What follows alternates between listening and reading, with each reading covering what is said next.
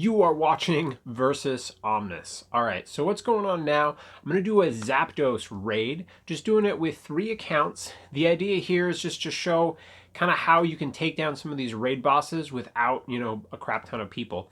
So what I decided to bring into this is just some of the common counters for Zapdos. So I'm starting off with a Rock Wrecker Rhyperior.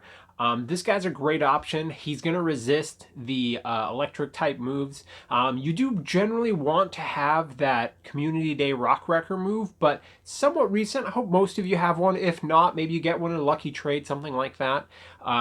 So perfectly solid option. You can say he takes a ton of damage from Zapdos and keeps going. So from here, I'm going to bring in a Rampardos.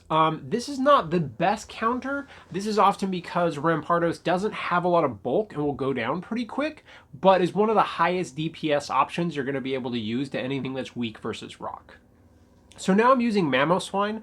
I have a whole team of these set up for dragon raids, but Zapdos is also weak against ice. So this is another great option. If you don't have Rhyperior, you don't have Rampardos, this is a very multi-use Pokemon.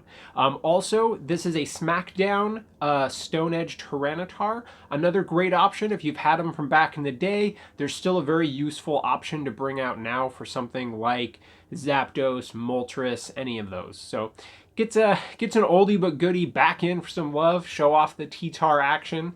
Pokemon, for those of us who were around when the first legendary raids hit, man, Tyranitar was used for everything. So now I'm also going to preach the value of having a good Mewtwo, especially one where if you've bought a second move on, is a huge benefit. If you're really trying to maximize your raid potential, having a second move on Mewtwo, I'm using Ice Beam in a lot of fights. There's so many times where it's just a great option. So now I decided to round out the team with a Garchomp. Sometimes you're just not going to have the perfect counters, and so you've got to use something that's just a really high neutral damage. Garchomp is fantastic in this case because he resists electric so much that he can take a huge beating, and that Dragon Tail and Outrage just, they put in a ton of work. Now, this team of 6 wasn't quite enough to carry me all the way through the fight, so I'm just coming back in with my extra Rhyperiors. We'll finish it out real quick, but the key here is you're not always going to have the perfect counters. So find things like Mewtwo, where you can switch around the move or buy a second move on, or your dragon types, Garchomp, Dragonite, Rayquaza, any of those that are Dragon Tail Outrage tend to be very high neutral damage. They can help you round out a team so that you can take it down with minimal people. So in this case, still had more than a minute left and was able to take it down really casually with just 3 accounts. So that's a great way to get in more TMs, get in more rare candy so you can farm to get the appropriate PvP mon that you need.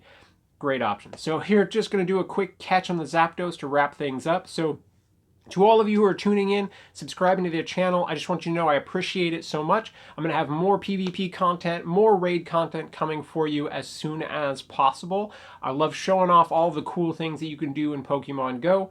So at this point, I'm just going to say thank you for watching, and we'll see all of you nerds in the next video.